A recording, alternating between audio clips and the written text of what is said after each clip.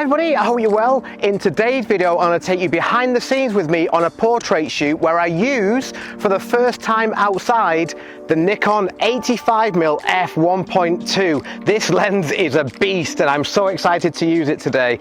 So if you follow me and my work, you'll know that I love using the 85mm lens. In fact, it's the second most used focal length that I have behind the 35mm. And for wedding work, I find it is a brilliant lens. It's so versatile. It's fantastic for capturing moments like these, but also it excels at portraits. It's a beautiful portrait lens, and I love how when using the 85mm at wide apertures, you can make the foreground just blur away. Same with the background. So my usual wedding setup is a 35mm here and an 85mm lens here, and that's how I've shot now for years. But what I've never been able to do, because my 85mm lens is only a 1.8, is shoot at f1.2. And if you have the ability to shoot at f1.2, then you shoot at f1.2. That's the whole reason you would buy this lens. You're not buying this to shoot at f4, you're buying it to shoot wide open.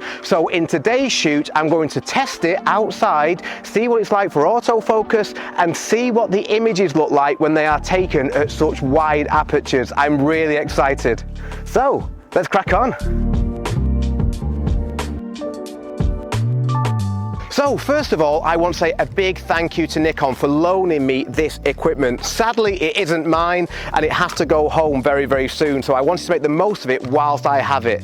And I also want to say a huge thank you to Belle over here as well, who I haven't worked with before. We've only just met. Belle is a Miss Cheshire finalist, which is amazing. So here is her Instagram. Please go and check her out. And thank you again, Belle, for doing this. I know it's a little bit weird to come into the woods with someone you've only just met. And what I'm going to do here is shoot through these leaves. Now, if you have an 85mm 1.2 lens, you shoot at 1.2, because why wouldn't you? It's pointless otherwise. If you've got the capability, use it. And what I love to do with a portrait lens like the 85mm is shoot through things in the foreground, that when you shoot it at wide apertures such as 1.2, that foreground will just melt away, and all these leaves that look a bit drab and dead will just become really warm and hopefully look really photogenic. So that's what I'm going to do first of all, just in natural light. As I said before, it's a very dreary grey day today. We don't have really any directional light, but we can still see what we can create using just natural light when we've got 1.2. Settings wise, I'm going to put my ISO nice and low. I'm going to put that to 200. Obviously, I already know that I want my aperture to be at 1.2, and the shutter speed will be whatever it needs to be to get the exposure that I want. 2,500 on the shutter speed. Right, and what I want to make sure I'm doing now is shooting through these leaves in the foreground here, because that's what's going to create the really nice warm bokeh. Beautiful Belle. One of the things you notice when you're using the Z8 and this lens is just how quiet the shutter is. It's really amazing, especially when I'm used to a Sony A9. Gorgeous. Just look at how the foreground and the background just melts away. That is why 1.2 is so amazing. Beautiful. What I'll just do for comparison, I'm going to just step it down to, let's go to f5.6 first of all. Also, I need to compensate with my shutter speed just to show you the difference. So this is f5.6. Now we're going to go to f4 and we'll go to 2.8. And now let's go for it at 1.2, back where we were. And you'll see the difference. And last couple here.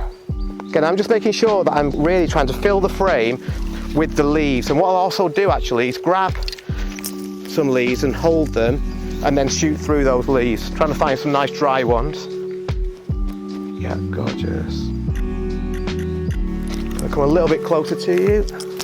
This is a bizarre situation. The pictures look amazing, but the behind the scenes looks a bit odd. Amazing. Perfect. This video is not a review of the Nikon Z8, but I have already produced a review video which I'll link to up here. Whilst I've had the Z8, I've used it for this shoot where I used a lot of smoke, and this shoot where we shot through lots of bubbles. But as I mentioned earlier in the video, this is the first time I'm using this outside, and already I love it. Now, as you may see in the review video that I made, one of my concerns about this lens was the weight of it, because it is pretty beastly, especially when I compare it to what I'm used to, which is the Sony 85mm 1.8. But to be honest, just using it now, I'm not noticing the weight too much. That may change as the shoot goes on, but for now, the weight isn't bothering me. What I'm now going to do, because I feel as though this setup and the composition that Belle is in is going to work perfectly for it, is create a Brenizer method shot. Now, if you're not aware of what a Brenizer method shot is, please have a look at this video. But what I'm looking for here is to be shooting through a very large area of foreground stuff. In this case, it's these orange leaves. And what this method will do when I stitch these images together is make all those leaves go really, really out of focus, and it should look beautiful. So let's give this a go. So the important thing here is that we keep Belle in the middle of the frame, and then once I've got that first shot, I'm going to just take shots around here without refocusing. So that's the advantage of using back button focus. When I press the shutter, it does not focus. So that means that when I point over here and put the camera in these positions, these areas will go really, really out of focus. So let's just do this. Okay, Belle, take a couple of shots of Belle to give yourself some options. The 85mm lens is also the best lens for this. Beautiful. Okay, now you can just stay still now, Belle. I'm just going to take shots around you.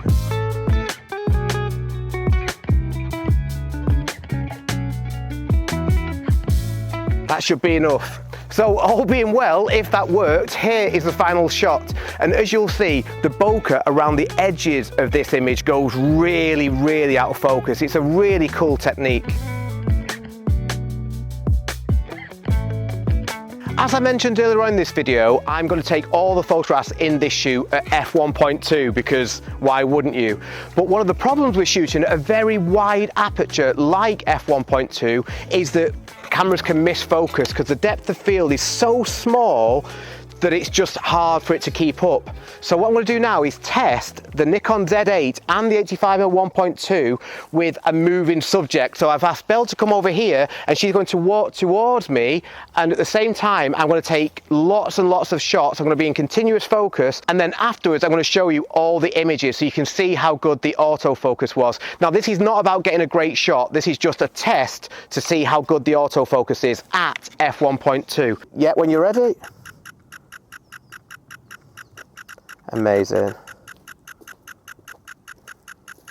Perfect. Okay, so I took a lot of images there. I'm not sure at this stage how well it worked. It appears like it worked really well because the focus point was locked onto Belle incredibly well, like a magnet. So here are the shots. You can see how well this lens performed with a moving subject at f1.2. So we've just wandered a little bit further down the trail and we found this sort of gnarly old dead tree.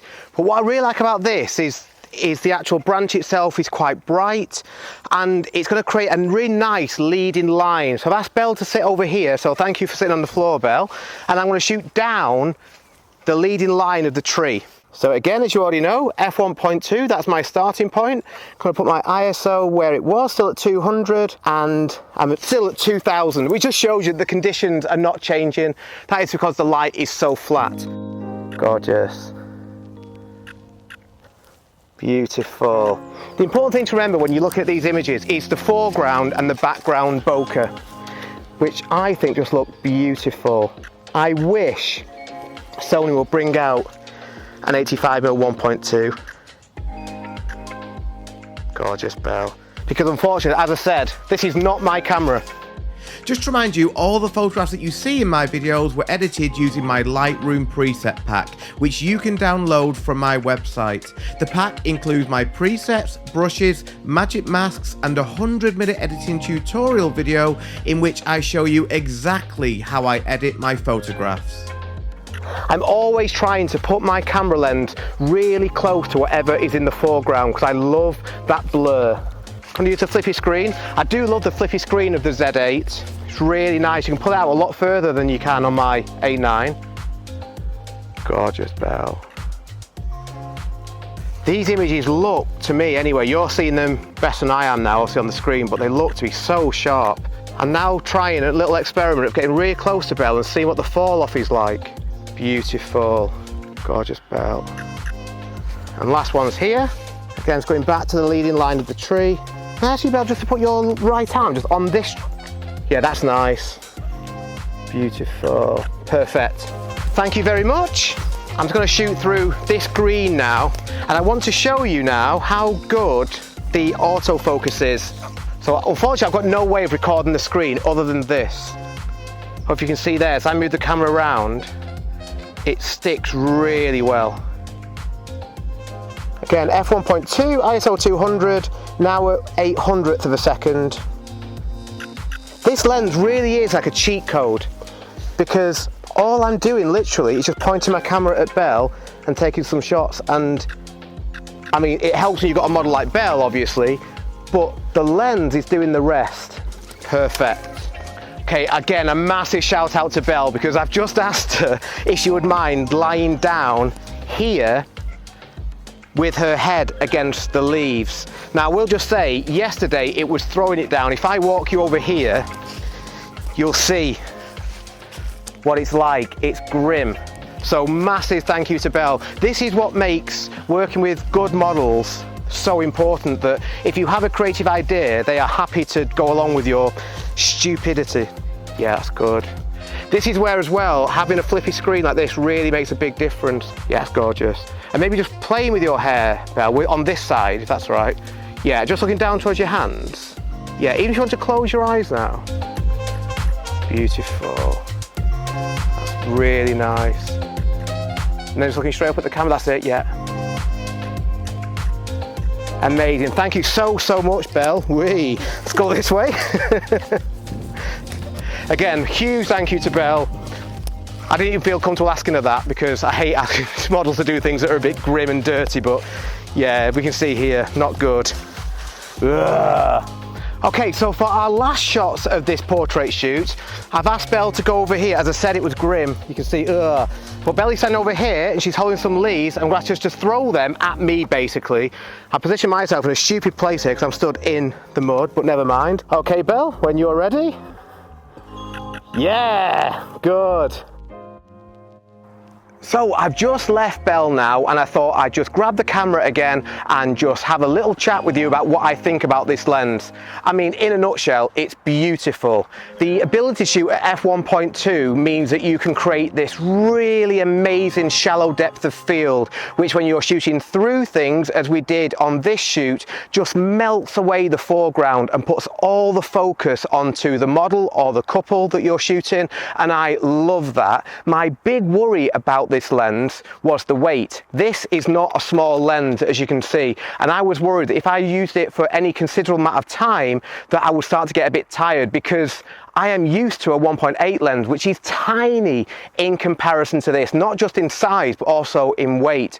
But to be perfectly honest, and I almost wish this wasn't the case because I don't have an 85mm 1.2 lens of my own, it wasn't a problem. I was shooting with this for 2 hours, 2.5 hours, and at no point did I think, oh, I wish it was a bit lighter. So the concerns that I have just gone away.